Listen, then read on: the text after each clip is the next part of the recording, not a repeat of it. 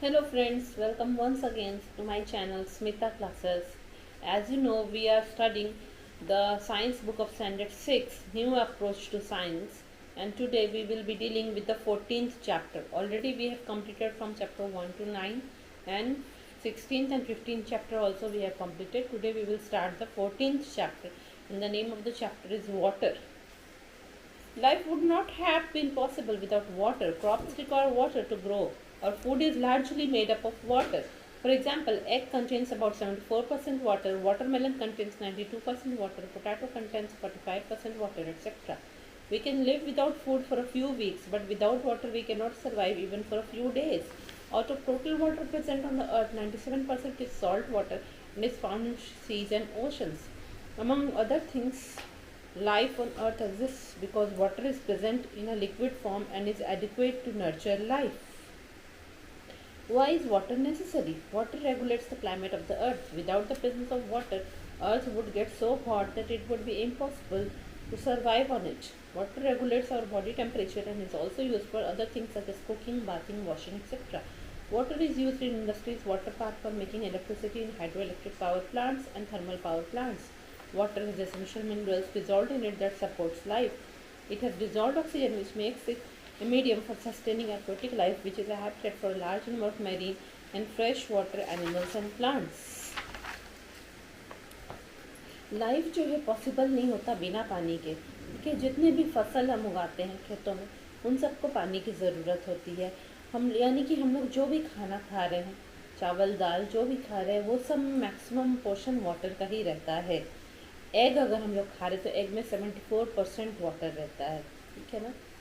जो एग का white part होता है उसमें भी वाटर का कंटेंट रहता है। इसी तरह वाटरमेलन में 92% वाटर रहता है। आलू जो हम लोग खाते हैं, पोटैटो खाते हैं, तो उसमें 45% वाटर रहता है। अगर पूरे एक आलू को हम 100% करेंगे तो उसका 45% पार्ट वाटर होता है। हम लोग बिना खाना के कुछ सप्ताह तक जिंदा रह सकते हैं, पर बिना पानी के कुछ दिन में ही हमारे मृत्यु हो जाएगी। कुछ दिन बाद और हम जीवित नहीं रह पाएंगे बिना पानी के। हमारे पृथ्वी पे जितनी भी पानी है ना, हम लोग जानते हैं कि हमारी पृथ्वी का क्या है, जो है 3/4 पार्ट हमारे पृथ्वी का क्या वाटर ही है। हमारे पृथ्वी पे जितने भी पानी है उसमें से जो है 97% पानी जो है वो नमकीन पानी है, सॉल्टी वाटर है, ये 97%। और सिर्फ 3% जो है फ्रेश वाटर है जो कि ड्रिंकिंग के लायक है। बाकी 97% जो है सॉल्ट वाटर है, जो कहाँ मिलता है, समुद्र में और महासागर में मिलता है, ठीक है। पृथ्वी पे जीवन इसीलिए एग्जिस्ट करता है क्योंकि वाटर यहाँ पे लिक्विड फॉर्म में पृथ्वी पे मिलता है और जिसके कारण जीवन चल पाता है। जैसे कि बहुत सारे जगह दूसरे प्लैनेट्स भी हैं जहाँ पे दूसरे प्लैनेट्स का बात नहीं कहा जाए तो ठीक है। अगर वाटर पृथ्वी पे जो है वो अगर सिर्फ आइस के फॉर्म में रहता और वो लिक्विड फॉर्म में नहीं होता, वो चेंज नहीं हो पाता लिक्विड में, क्योंकि अगर अर्थ बहुत ठंडा रहता और सिर्फ आइस फॉर्म में ही वाटर रहता है, जैसे अंटार्कटिका और आर्कटिक ओशन में रहता है, तब जीवन चलाना थोड़ा मुश्किल हो जाता।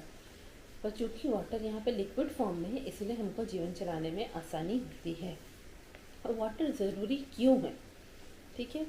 वाटर जो है वो पृथ्वी के क्लाइमेट को रेगुलेट करता है, हाँ, पृथ्वी के पूरे मौसम को वो कंट्रोल में रखता है। बिना पानी के जो है, अगर पृथ्वी पे पानी नहीं होगा तो पृथ्वी इतनी गर्म हो जाएगी कि हम लोग का जीना वहाँ मुश्किल हो जाएगा। पानी एक तरह से इवापोरेट होके फिर बारिश होके पृथ्वी को ठंडा करके रखता है। अब हम लोग जब पानी पीते हैं तो वो हमारे बॉडी टेम्परेचर को कंट्रोल में रखता है, हमारे बॉडी के तापमान को कंट्रोल में रखता है, ठीक है। अगर आप पानी ठीक से नहीं पिएंगे तो आपका बॉडी टेम्परेचर फ्लक्चुएट करता रहेगा ना, ऊपर नीचे होता रहेगा। इसके अलावा हमें पानी किस चीज़ के लिए ज़रूरत है, कुकिंग करने के लिए, नहाने के लिए, वॉशिंग करने के लिए, कपड़े धोने के लिए, ये सभी कामों के लिए हमें पानी की ज़रूरत है। अच्छा, और पानी को इंडस्ट्रीज़ में भी यूज़ करें, फैक्ट्रीज़ में भी जो भी नए नए प्रोडक्ट्स बन रहे हैं सब जगह बनाते समय पानी का यूज़ कहीं ना कहीं हो ही रहा है। इसी तरह वाटर पार्क जो होता है, यहाँ पे वाटर पार्क होता है जहाँ ऊपर से स्लाइडिंग बना रहता है, बच्चे स्लिप करके वहाँ पे पानी के पूल में खेलते हैं या तैरते हैं, जो भी करते हैं। तो वाटर पार्क सब में भी पानी की ज़रूरत होती है।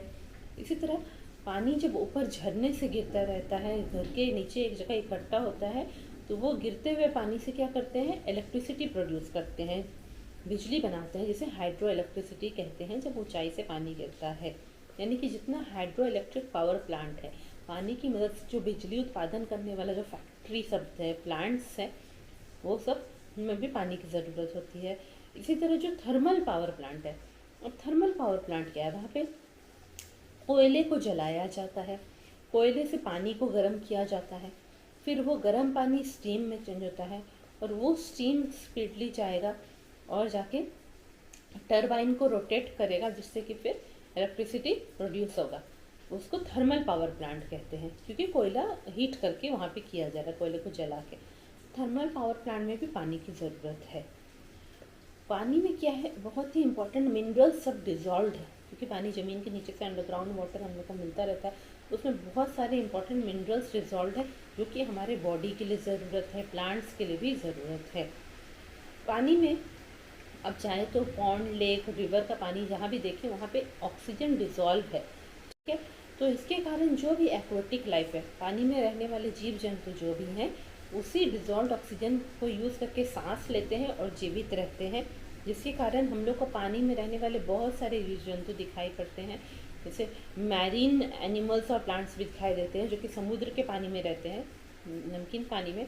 और फ्रेश वाटर प्लांट एनिमल्स भी दिखाई देते हैं, क्योंकि fresh lake, pond, river, streams ये सब में रहते हैं, वो फ्रेश वाटर पे प्लांट्स और एनिमल्स दिखाई देते हैं। Sources of water.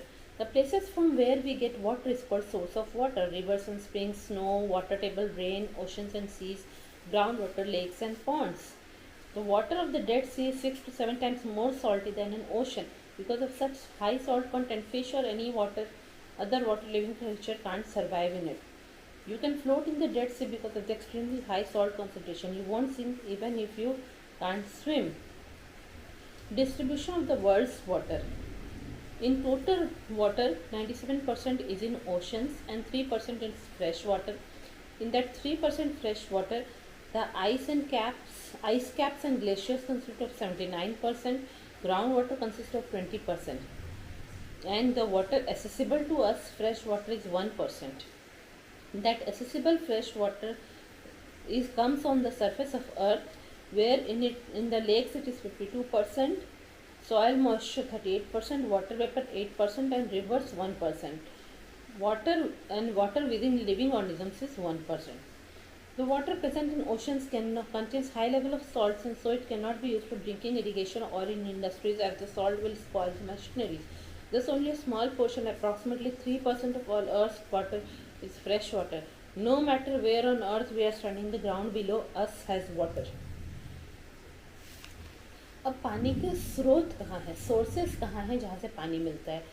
झरने और नदियाँ हैं, बर्फ़ है, जो बड़े बड़े ग्लेशियर सब हैं, वहाँ से पानी पिघल के आता है नदियों में। वाटर टेबल है, वाटर टेबल है कि पानी के नीचे ज़मीन के नीचे एक लेवल तक पानी रहता है, ठीक है, वाटर टेबल है। अंडरग्राउंड वाटर जिसको हम लोग कहेंगे। इस तरह रेन है, बारिश जो है वो भी है। ओशंस एंड सीज, सागर और महासागर जो हैं वो भी पानी के स्रोत हैं। ग्राउंड वाटर, ऐसा पानी जो ऊपर ग्राउंड के सरफेस के ऊपर है, जैसे पॉन्ड्स वगैरह, वो भी ग्राउंड वाटर कहलाएगा। इसी तरह लेक्स और पॉन्ड्स के जो है तालाब छोटे छोटे, वो सब के भी पानी को जो है तालाब और सरोवर के पानी भी जो है पानी के स्रोत हैं, ठीक है। तो हमारे पृथ्वी पे पानी बहुत ज़्यादा अमाउंट में हम लोग जानते हैं, पर नमकीन पानी कितना है? 97% पानी तो नमकीन ही पानी है, जिसको कि हम लोग कहीं भी यूज़ नहीं कर सकते, फैक्ट्री में नहीं यूज़ कर सकते क्योंकि मशीन ख़राब हो जाएगी। उसमें बहुत ज़्यादा नमक होता है, तो हम लोग उसको पीने के लिए भी यूज़ नहीं कर सकते हैं। खेतों में डालने से पौधे ख़राब हो जाएंगे, खेतों में भी नहीं डाल सकते। अगर 97% नमकीन पानी है तो बच गया फ्रेश पानी, जो कि यूज़ करने लायक पानी कितना है? सिर्फ 3% पानी है। अब वो 3% पानी वो आप देखेंगे वो कहाँ कहाँ पे है। वो 3% पानी को में से को अगर हम 100% मान ले तो वो 100% 3% फ्रेश वाटर में से 79% ग्लेशियर में है, बर्फ़ के समूह में है, बर्फ़ के खंडों में है। और जो ऊपर सरफेस पे है वो 1% है, ऊपर पृथ्वी के ऊपर जो दिखाई देता है। ग्राउंड के अंदर जो है वो है 20% पानी है, ठीक है। अब जो सरफेस के ऊपर पानी जिसको कि एक्चुअली हम लोग यूज़ कर पा रहे हैं, एसेसिबल है, जो जो हमारे पहुंच के भीतर है और जिसको हम यूज़ कर पा रहे हैं, वो कहाँ कहाँ पे है? सरोवर में, तालाबों में 52% है। मिट्टी में जो नमी होती है, मिट्टी में भी मिला हुआ रहता है पानी ना, तो सॉयल में जो मॉइस्चर होता है, नमी होती है, वो 38% है। हर एक जीवित प्राणी के भीतर, पेड़ पौधे जो भी, उनके भीतर भी पानी रहता है। कितना? 1% फ्रेश वाटर का है। और जितनी नदियां हैं उसमें 1% है। और चूंकि हमारे हवा में जो मॉइस्चर है, वाटर वेपर है, उसमें 8% है। तो इस तरह पानी डिवाइडेड है। अब है कि एक डेड सी है, ठीक है, फॉरेन के एक कंट्री में है, एक डेड सी है जहाँ पे कि जो है नमक बहुत ज़्यादा उस पानी में मिला हुआ है, ठीक है। इतना नमक, हाई सॉल्ट कंटेंट है कि उसमें एक भी मैरीन वाटर एनिमल्स, मतलब वाटर प्लांट एनिमल, कुछ भी जीवित वहाँ पे नहीं रह सकते हैं। कोई भी लिविंग क्रिएचर वहाँ जीवित नहीं रह पाएगा। अब उसमें जब लोग नहाने जाते हैं तो जिन लोगों को तैरना नहीं भी आता है वो भी उसमें नहीं डूबते हैं। क्यों? क्योंकि नमक इतना ज़्यादा है, वो डेंसिटी को इतना बढ़ा के रखता है कि आप उसमें फ्लोट ही करते रहते हैं। डेड सी में आप उसमें कभी भी नहीं डूबेंगे। तो यानी कि हम लोग के पास सिर्फ 3% फ्रेश वाटर है, जिसको कि हम लोग को बहुत ही संभाल कर यूज़ करना चाहिए। पृथ्वी पे आप कहीं भी खड़े हों, ज़मीन के नीचे पानी है पृथ्वी में, ठीक है। Atmosphere comprises of only about 0.001% of the total Earth's volume. Water cycle. Water evaporates from land and sea. A very large part of the Earth's surface is covered with water. Some of this water evaporates when sunlight falls and it goes into the air as water vapor. The process of conversion of water into water vapor is called evaporation. Water also evaporates from plants. This process is called transpiration. Transpiration is an extremely important way of putting water vapor into the air. Water vapor condenses as it goes into the atmosphere. When water evaporates into the air, it is in the form of gas which cannot be seen. But when its amount increases, the gas begins to cool down. When it is cool enough, it changes from vapor into liquid. This process is called condensation. The liquid water forms tiny droplets which collect together to form clouds. Water falls from clouds as rain, hail, or snow. Eventually, the droplets in the cloud become so large that they fall to the ground.